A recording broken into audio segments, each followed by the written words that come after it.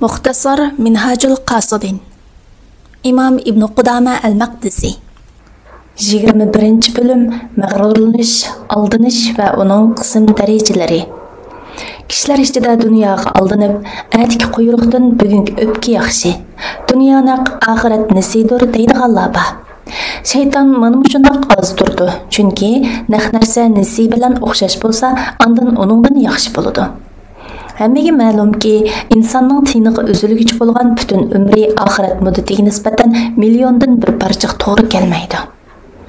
Naq narsa nisi narsadan yaxshi deganlar, nisi narsani naq narsa bilan o'xshash ko'rguchilar bo'lib, kofirlar mushundaq deb o'zlarini aldiganlardir.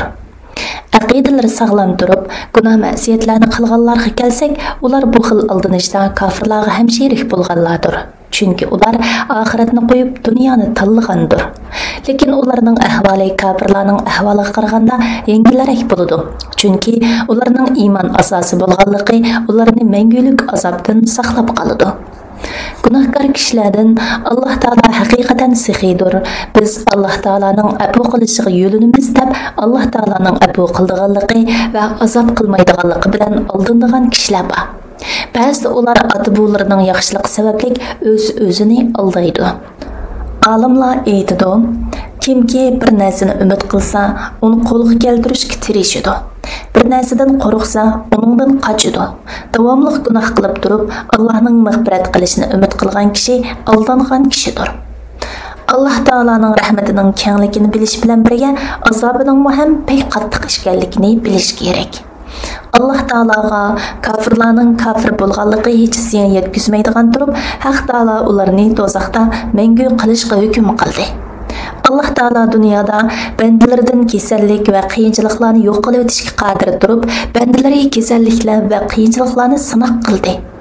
Ondan bizni o'zining azobidan ogohlantirdi. Shundoq bo'lgan ekan, biz qandoqmi Alloh taolaning azobidan qo'rqmaymiz? Qo'rqinch bilan umid amal qilishga turtki bo'lgan ikki yetakligidir. Amal qilishga turtki bo'lmaydigan narsa aldanishdir. Buni ko'pincha kishilarning umidining ularni tayyor tabliqiga va gunoh ma'siyatlarni tanlashga ilib borganligi texmo ro'shanlashtirdi. Ilgirki asrdagilarning haqiqatni bilganligi va yaxshi amal qilganligi bu zamondagilarning bo'lsa, kamchilik o'tkazib turib, yana amin va xotirjam yurishidan hayronman.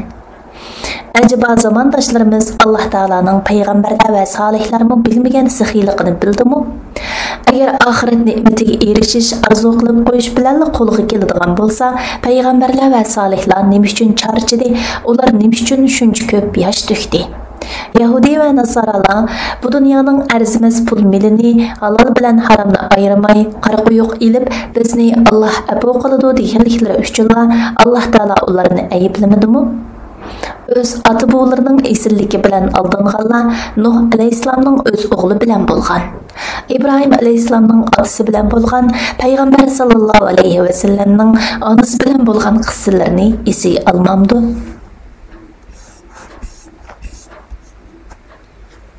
Bir qism kishilar ham taat ibodat qiladi, ham gunoh ma'siyat o'tkazadi.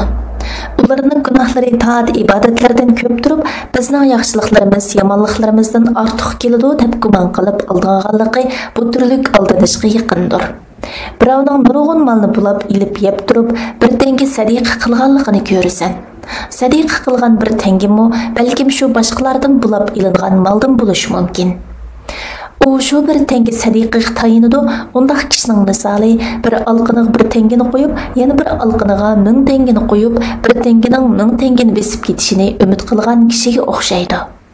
Kishilar ichida o'zining taat ibodatlarini gunoh ma'siyatlaridan ko'p deb gumon qilgan kishilar bor. Buning sababi u kishining o'zining yaxshiliklarini sanaganligi, o'z yomonliklarini hisobga olmaganligi va gunohlarini iziga olmaganligi sababdir.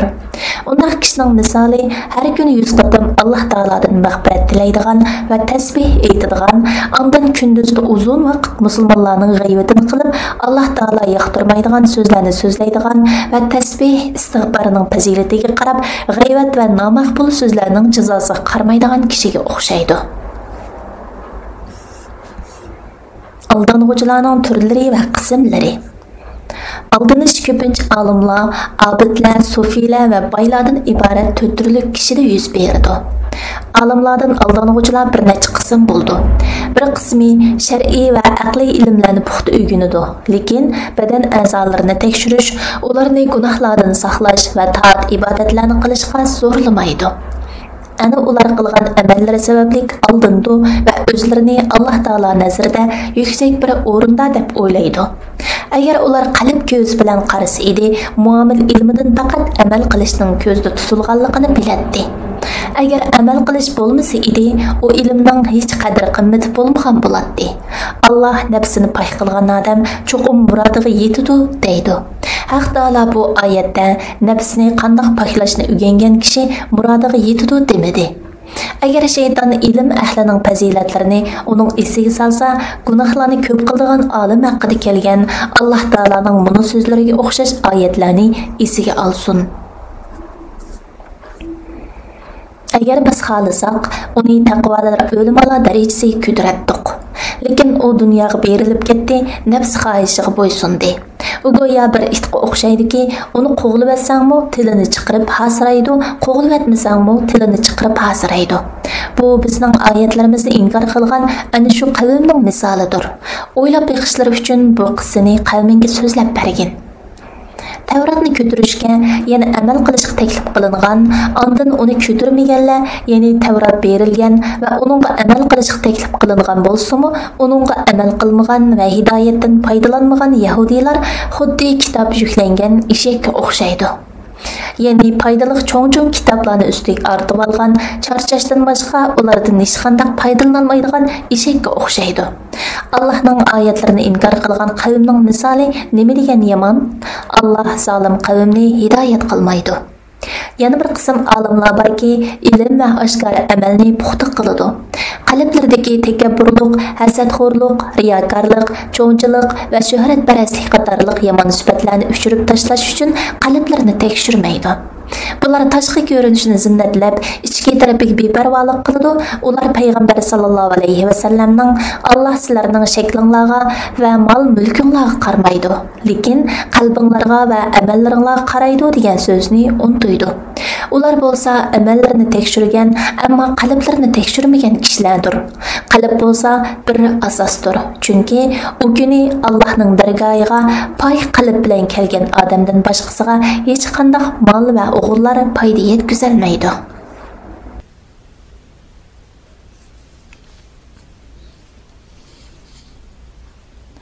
Bu olimlarning misoli, ular xuddi ziroat tergan bir terixchiga o'xshaydi-ki, ziroat o'sidi va ziroat bilan tang o'tni o'sib, ziroatni buzadi.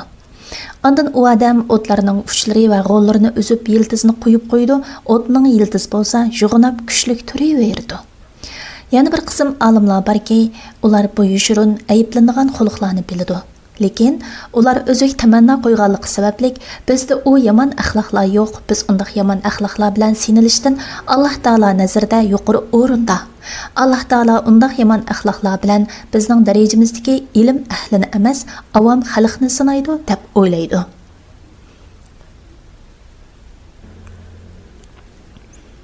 Ularda takabburlik va baş bo'lishni yaxshi ko'rish alomatlari ko'rilsa, bu takabburlik emas, faqat dinning azizligini talab qilish, ilmning sharpini oshkor qilish va bid'atchilarni xor qilish. Chunki men tuvan darajadagi kiyimlarni kiydim, tuvan darajadagi so'rinlarda o'ltirdim, din dushmanlari menga yetgan ishlar sababli xushal bo'ldi. Mening xor bo'lganim xushal bo'ldi va mening xor bo'lishim dinning xor bo'lishidir, deydi va aldinishini unutdi. İblis Peygamber sallallahu aleyhi ve sellem ve sahabeleri kemtar idi, yo'qsullik va miskinlikni tanlaydi deb vasvas qilib, u kishiga buni zinnatlaydi. Rivoyat qilindiki, Umar ibn Xattob radhiyallohu anhu Shamga kelganda uning oldiga piyoda kesib o'tadigan bir suluq o'rin uchirdi. Shuning bilan Umar radhiyallohu anhu to'ygisidan tushib, ikki o'tkini silib qo'lida tutdi va to'ygis bilan birga sug'ga kirdi. Uningga Abu Ubayda: "Sen bugün zimin ahli qarshida nayt büyük bir ishni qilding" degan edi. Umar uning ko'ksiga urib turib: "Ah, ey Abu Ubayda, agar sendan boshqa kishi buni degan bo'lsa-chi, Bizlar kishilar ichidagi eng xor va tuvan kishilar edik. Alloh taolo bizni payg'ambar sababli aziz qildi. Alloh taoloning boshqasidan azizlik tilab qilsak, Alloh taolo bizlarni xor qiladi dedi.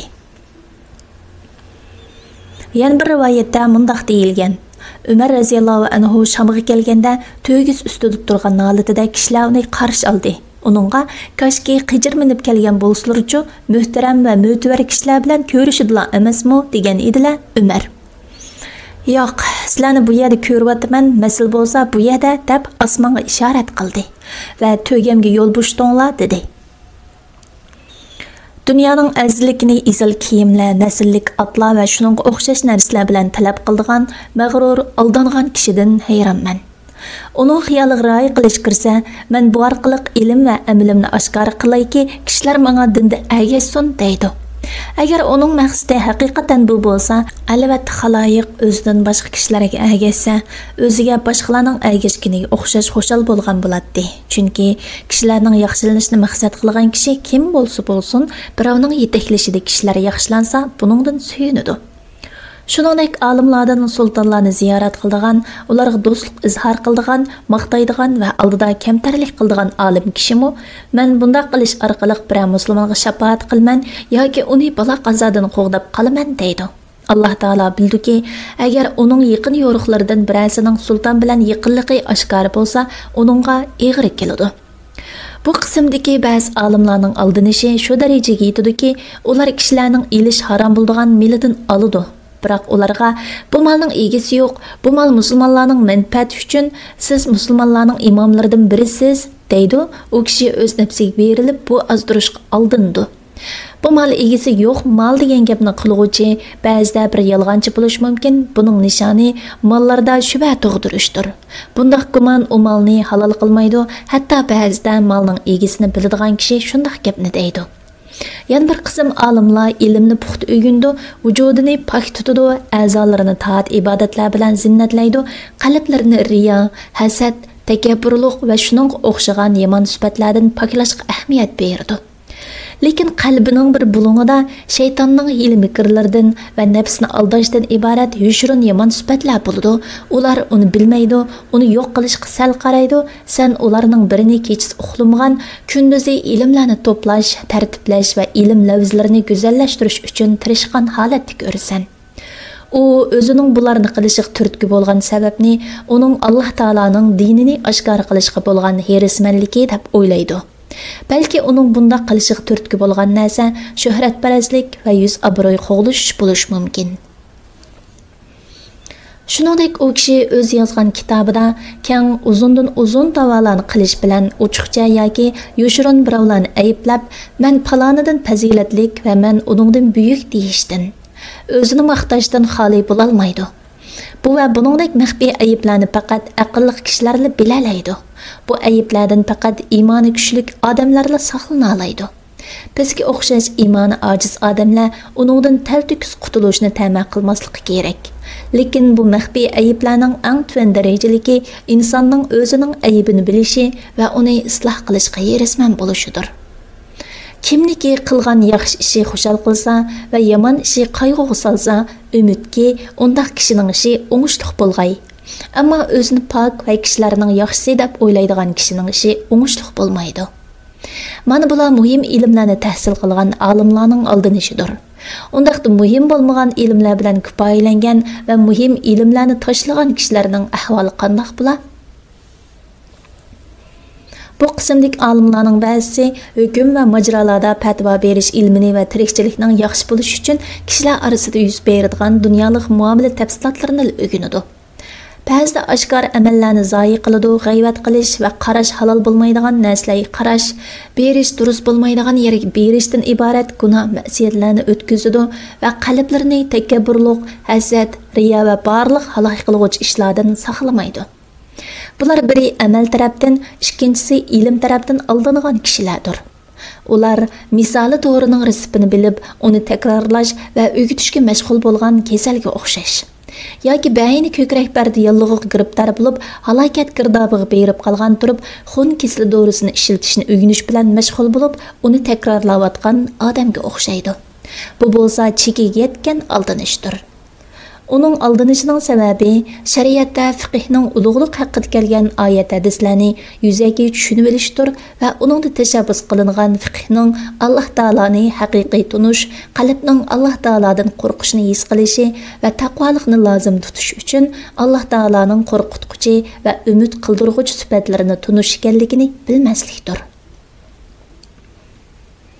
Alloh taolo mundaq degan: Müminlərning hammasining jihadga chiqishi kerak emas. Ularning bir turkumi jihadga chiqqan ekan, ularning ichidagi jamoadan yana bir turkumi dinda olim bo'lib, qavmlariga qaytganda ularni Allohdan qo'rqish uchun ogohlantirish maqsadida ilm talab qilishga chiqsa bo'lmamdi.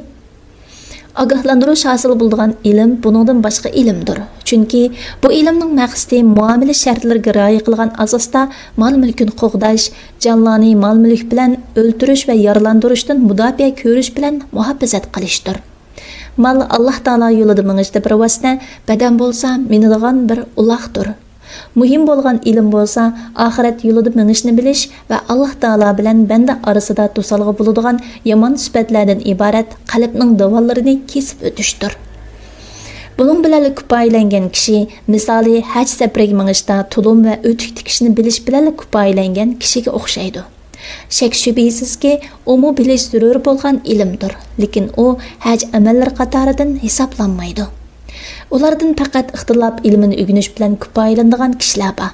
Uning uchun muhim bo'ldig'ini faqat jidal qilish, o'zining qarashini boshqalarga tangish, boshqalarning og'zini tuvoqlash, boshqalarni yengib olish uchun haqni qabul qilmaslik yo'lidir.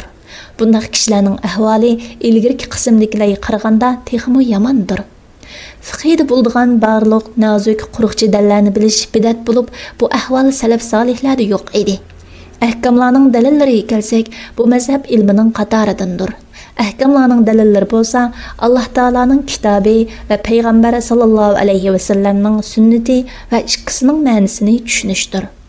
Ammo aksini isbotlash, ta'dir bilan tegish qilish, hukmga qarshi isbot tiklash, qiyos qurilmasining noto'g'riligini isbotlash usullari qatorliq ta'tirlash hiylari bo'lsa, boshqalarni yengib olish, ularning ig'zini tuvoqlash uchun paydo qilingandir. Yani ba'zi kishilar bular orqali boshqalarni yengib olmoqchi bo'ladi. Bu ilmni u maqsadda emas, Qur'on va hadisni to'g'ri tushunish, to'g'ri so'zlash maqsadida o'rganish kerak. Yana bir qism olimlar borki, ular ilmiy kalam, havoyi havasga tayinib jidallashish va o'ziga qarshi fikrdagilarga raddiya berish ilmi bilan mashg'ul bo'ladi. Ondan bu olimlar ikki qismdir, bir azg'un, yana bir haq. Sünnatdan boshqa yo'lga chaqiradiganlar azg'un, sunnatga chaqiradiganlar haq qismdagilardir. Mag'rurlanish hammasini o'z ichiga oladi. Azg'un qismdagilarning aldinishi oshkoridir. Haq qismdagilarning aldinishi bo'lsa, eng muhim ishni va Alloh taolaning dinida eng afzal ibodatni jidallashish deb gumon qilib qilishidir.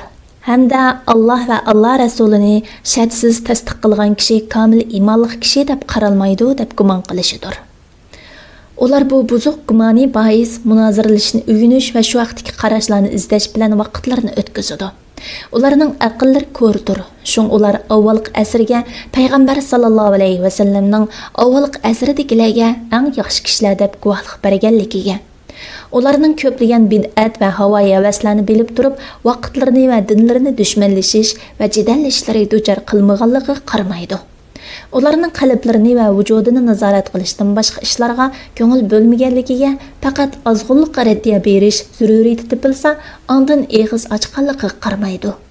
Kishilarni bir bid'atni davomlashtirgan holda ko'rsa, ular bilan jidallashmasdan va munoziralashmasdan ulardan yiroqlashganligiga qaramaydi.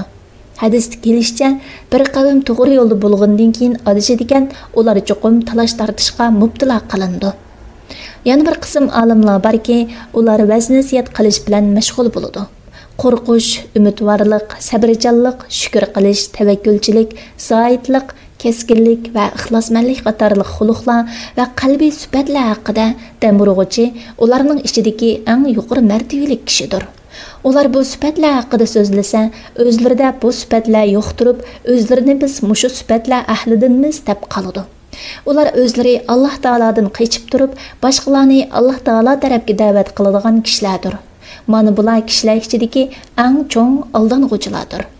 Bu turdagi kishilardan vaz nasihat qilishdagi vojib yo'ldan yiroqlashib, qiziqarli gaplarni keltirish maqsadida qarg'ularcha cho'yilish, shariatga xilof va aqlga sig'mas so'zlarni o'ydirib chiqarishga moyil bo'lgan kishilar bor. Ulardan yana visol va ayriliq haqidagi she'rlar dalil sifatida so'zlaydigan kishilar bor. Ularning maqsadi yomon maqsadlar bo'lib, qatnashgan so'rovlarda tuluvvar qarash va yolg'ondan muhabbat qayg'usini oshkor qilishni ko'p qilishdir. Bular bo'lsa insonlarning shaytonlaridir. Ulardan yana shundaq olimlar borki, ular vaqtlarini hadislarni anglash, hadis rivoyatlarini, hadisning yod va yuqori san'atlarini to'plash bilan o'tkazadi. Ba'zilari maqsadlik shaharlarni aylanib, ustozlarni ko'rib, "Men palonidan rivoyat qilaman, paloniga uchrashgan, mening boshqalarda yo'q bo'lgan rivoyat qilish asosim bor" deyishadi. Yana ulardan grammatika, arab tili va she'r ilmi bilan mashg'ul bo'lib, o'zlarini ummat olimlari deb gumon qiladigan kishilar bor. Ular vaqtlarini grammatika va arab tilining nozik taraflarini tahsil qilish bilan o'tkazadi. Agar ular tushunsa, arab tilini o'rganishda umrini zoyi qiluvchi, turk tilini o'rganishda umrini zoyi qiluvchi o'xshash ekanligini va shariatning arab tili bilan kelganligini turk tilidan arab tilini ayirib turadiganligini biladi. Qur'on va hadislardagi tushunish qiyin bo'lgan so'zlarni arab tilidan bilish va so'zlaganda tilni to'g'riligidek darajada grammatika ilmini bilish yetarlidir. Cheki yetkil bo'lmaydigan darajada arab tilining nozik taraflarigacha cho'nqurlab o'rganish, uningdan yaxshi va ehtiyojli ilmni o'rganishdan mashg'ul qiladi.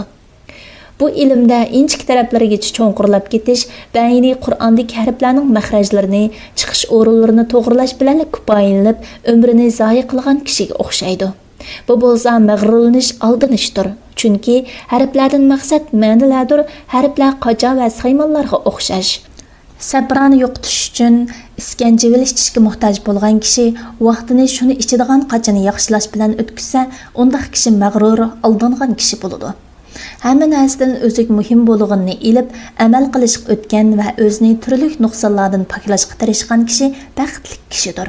Bizning so'zimizning maqsadi mushudir. Yana boshqa bir qism olimlar borki, ular cho'ng aldang'uvchilardir. Ular o'z kadindagi berishga tegishli haqlarni bermaslik uchun har xil hiyla-mikrlarni ishlatadi va buni o'zlari uchun manfaatli deb o'ylaydi. Halbuki bu aldanganlikdir. Chunki inson o'zi zolim turib, ayolini haqqidan voz kechishga qistisa, baribir o'zi Alloh taolaning oldida u ayolga munosabatlik haqdan qutula olmaydi. Bu xuddi bir kishining zakotini yil oxirida ayoliga sovg'at qilib o'tishi va zakot yotqa ketmasin uchun o'zining hiyla bilan ayolining zakotini hadiya sifatida qabul qilishiga o'xshashdir. Buninglik bilan ikkilisining farz zakoti ado bo'lmaydi, ular mushuning o'xshash turli hiyla-mikrlarni qiladi. Ibodatgo'y va amal qiladigan kishilar haqida.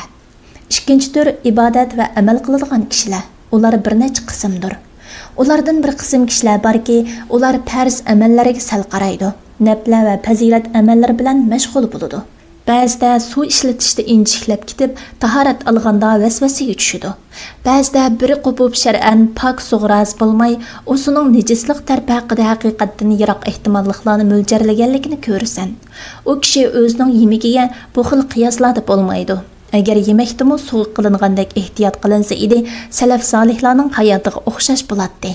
Chunki Umar raziyallohu anhu nasara bir ayolning sapal qachisidagi suda uning nejis bo'lish ehtimolligi oshkor turib tahorat olgan edi.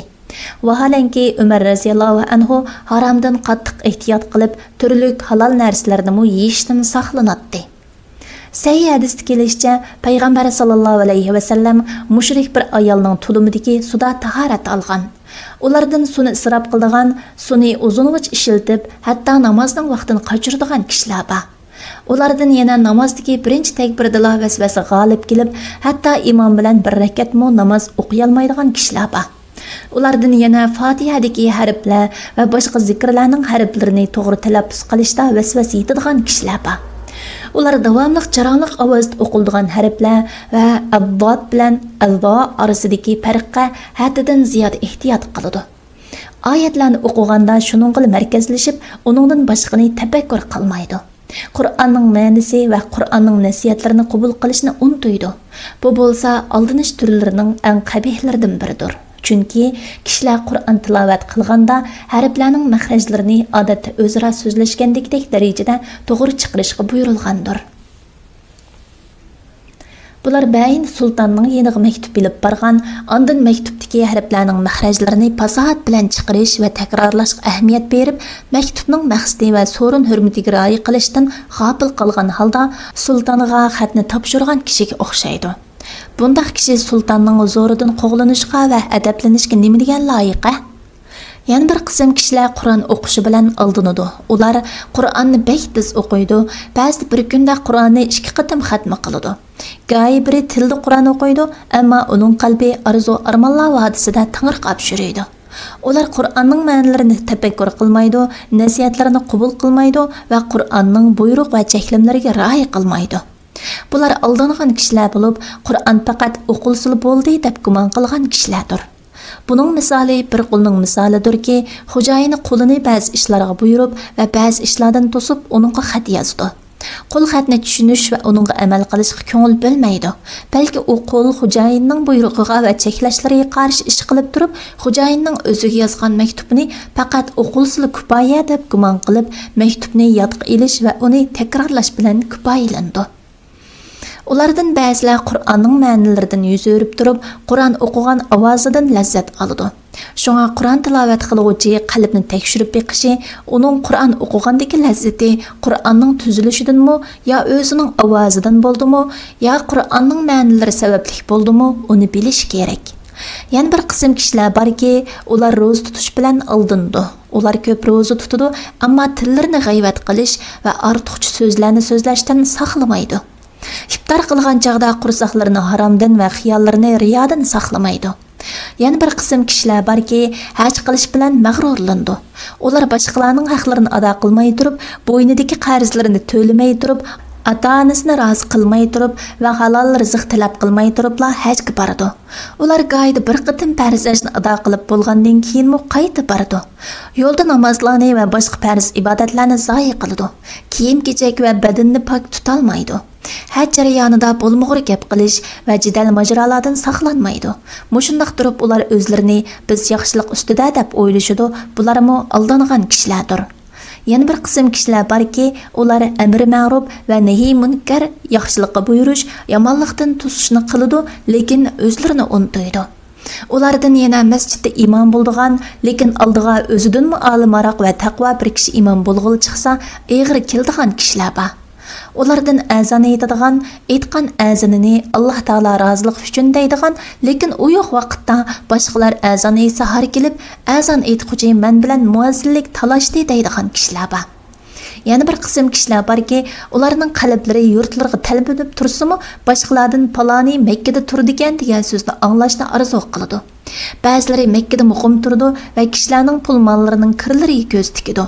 Agar kishilardan ozroq pul mol yig'sa, piqsiqlik qiladi, buning bilan uningda xeyli ko'p halay qiluvchi ofatlar jamlangan bo'ladi. Har qanday amalning ofati bo'ladi. U ofatni bilmaganlar shu ofatga duchor bo'ladi. Shu ofatlarni bilishni iroda qilganlar bizning bu kitobimizga qarasin. Bu kitobda ratlangan boblardagi barliq amallar va namoz, ro'za ibodatlarida hosil bo'lgan riyo ofatlariga qarasin. Bu so'zdan maqsad ilgari o'tib ketgan bir butun ofatlarga ishorat qilishdir. Ulardan yana bir qism kishilar borki, ular pul molda zoyitlik yo'lini tutadi va oddiy kiyimlarni kiyish, g'o'rgil g'azolanish va masjidlarda yetib qopishga qanoat qiladi. Bu orqali o'zini zoyitlarning martabasiga yetdim deb o'ylab qoladi. Ular bu ishlarni qilib turib, yuz obro'y va boshliq bo'lishga qattiq qiziqadi. Halbuki ular ikki ishning yangilaragini tarik etib, ikki halokatning cho'ng'arog'iga tushgan bo'ladi. Yana bir qism kishilar nafli ibodatlarni ado qilishga hirisman bo'ladi-yu, farz ibodatlarga ancha ahamiyat berib ketmaydi. Ba'zilarining chashgoh namoz o'qiganligi, kechalari tahajjud namoz o'qiganligi va shuningga o'xshagan nafli ibodatlar bilan xushal bo'lganligini, ammo farz namozlar bilan lazzat topolmaydiganligini va avvalgi vaqtida o'qishga oldirmaydiganligini ko'rasan. Undaq kishi payg'ambar sallallohu alayhi va sallamning Parvardigoridan rivoyat qilgan bir hadis qudusida, "Bandam men uningga farz qilgan ibodatlardanmi men uchun suyumlik kerak bir narsa bilan menga yaqinlashishga urinib boqmagandir" deganligini unutib qoldi. Tasavvuf ahlining bayoni. 3-tür so'pla. Aldang'uchi so'pla bir necha qism bo'ldi. Ulardan qiyofati, gap so'zi va holati bilan mag'rurlanib, rostchil so'plaga tashqi ko'rinishda o'xshab olganlar bor. Ular o'zlarini nafsiga qarshi jihad qilish va mashq qilishda charchatmaydi, balki haromga, shubhalarga va sultonlarning mollariga dum tushadi. Bir maqsadda o'zaro ixtilof qilishib qolsa, ba'zisining yuz obro'yini to'kidi. Bularning aldinishi ochiq oshkordir. Bu qismdagi so'pla misoli bir qiyri mumayga o'xshaydiki, u kampir jangchi qahramon botirlarning ismlarining bir tizimligiga yozilganligini, har bir qahramon botirning yer yuzida bir rayonni safar bilan besib kelganligini anglaydi. Ondan kampirning nafsi shuning ishtiyoq qilib, saud dubulg'i kiyib, botir qahramonlarga oid beytlarni yodlab, oliblarning yurish turish, esil sifatlarini o'rganib, qo'shinga qatnashidi. Shuning bilan uning ismi qahramonlarning tizimligiga yozildi. Navbat u qiyri kampir mahorat ko'rsatishga kelganda, uning muskul paylariga qarab beqish va do'yilga tushish bilan sinab beqilish uchun dubulg'a va saudlarni ilib tashlashiga buyurildi. Kampir dubulg'a saudini ilib tashlaganda, uning ojiza va saqaymas kasalga giribdor bo'lgan bir qiyri mumay ekanligi oshkora bo'ladi. Ondan uningga "Sen podshoh va uning mehmonlarini masxara qilmoqchimi?" deyiladi va uni tutib pilning oldiga tashlab beringlar deyiladi. So'puluqni davo qilguvchilarning yolg'on pardalari qiyomat kuni ichilganda va qiyofat va yirtiq yamoqlarga emas, balki qalbga qaraydigan eng buyuk hokim Alloh taolo bilan yuzlashganda ularning ahvoli mana shunga o'xshash bo'ladi.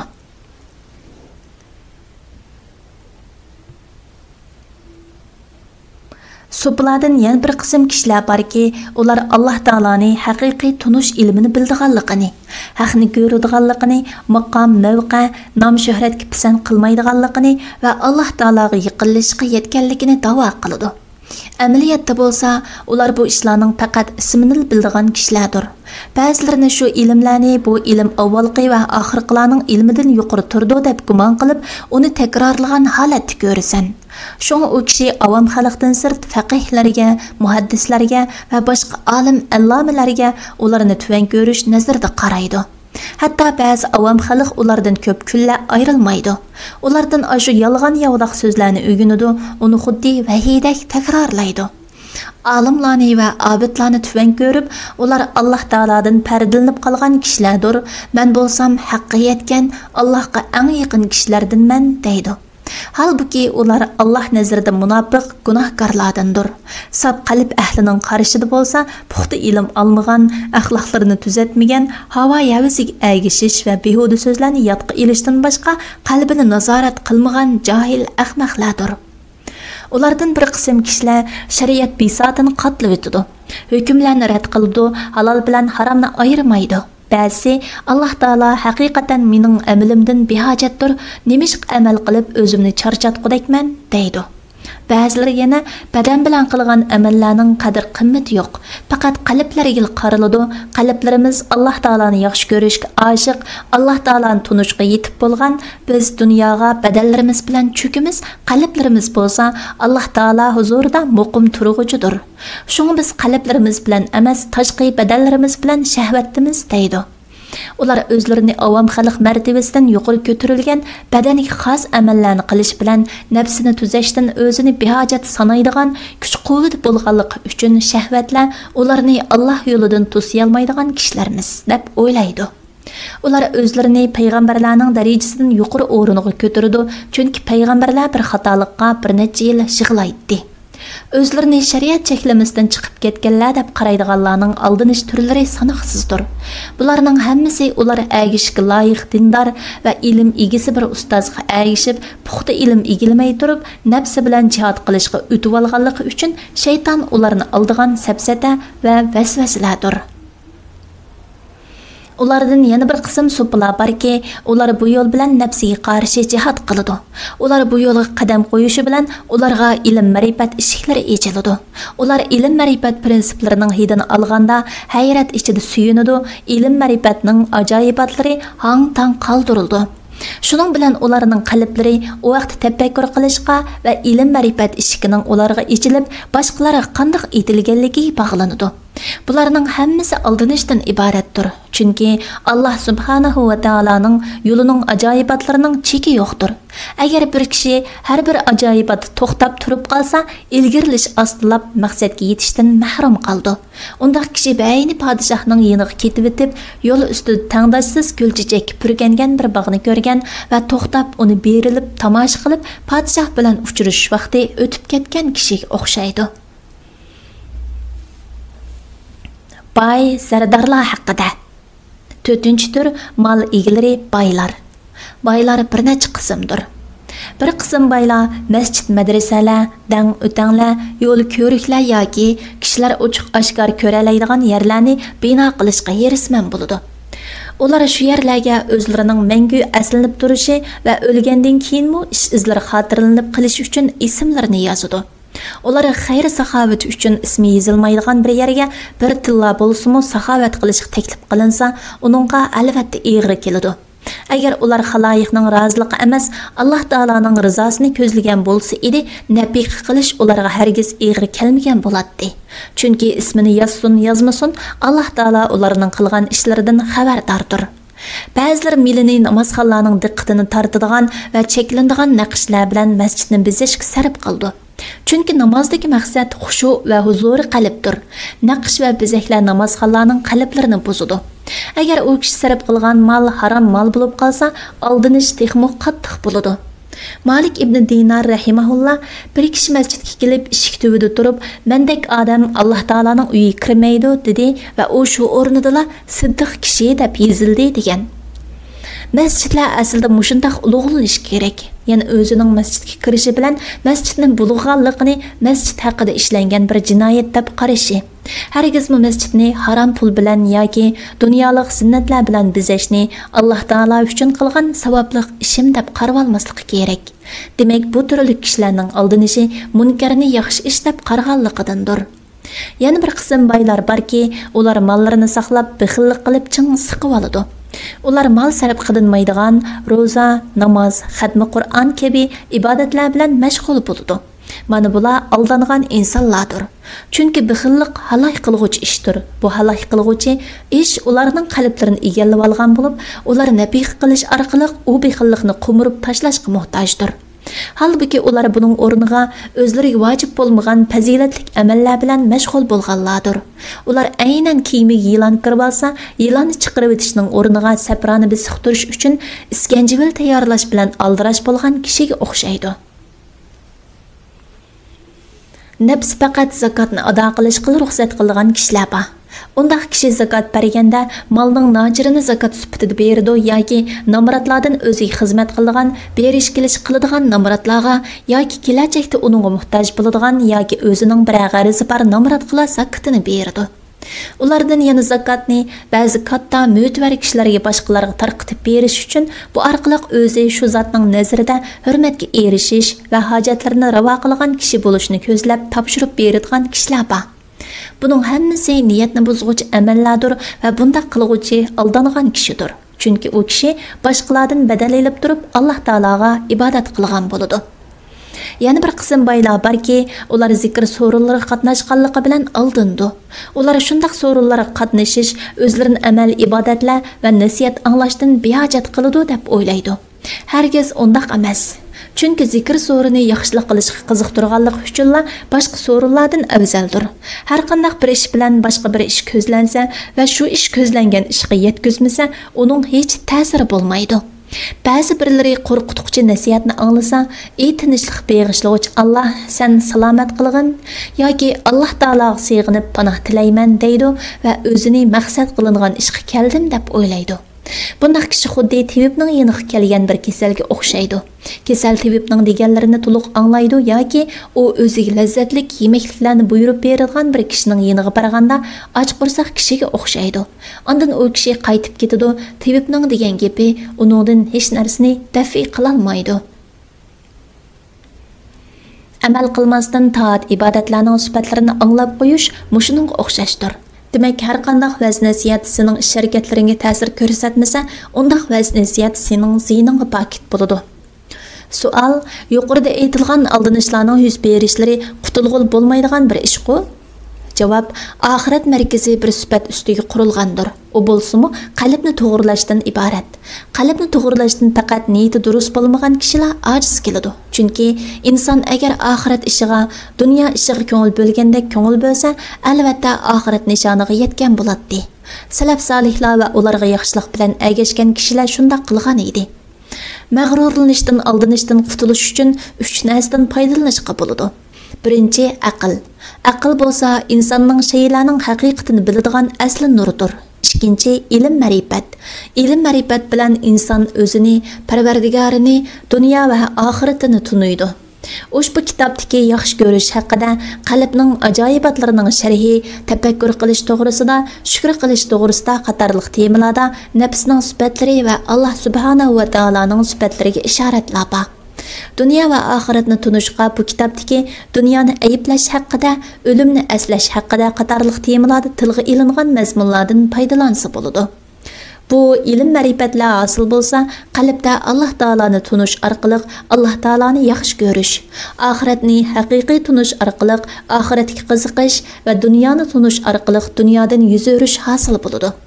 Shu orqali kishiga eng muhim bo'ladigan ish kishini Alloh taologa yetkazadigan, oxiratda manfaat beradigan ish bo'ladi. Dunyoda qalbga bu iroda g'olib kelsa, u kishining barliq ishlarda niyati to'g'ri bo'ladi va uningdan barliq mag'rurlanishlar yo'qaydi.